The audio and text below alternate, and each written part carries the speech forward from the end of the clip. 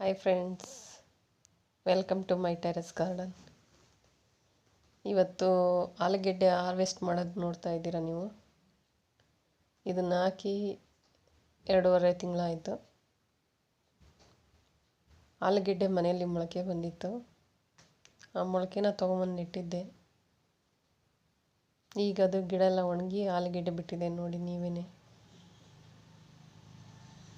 ಇದು ನಾನು ಮಾಡಿರೋದು ಎಕ್ಸ್ಪರಿಮೆಂಟ್ ಥರನೇ, ಯಾಕಂದರೆ ನನಗೆ ಹೆಂಗೆ ಬರುತ್ತೆ ಅಂತ ಗೊತ್ತಿರಲಿಲ್ಲ. ಫಸ್ಟ್ ಟೈಮು ಈ ಥರ ಮಾಡಿದ್ದು. ಪರವಾಗಿಲ್ಲ, ಬಂದಿದೆ.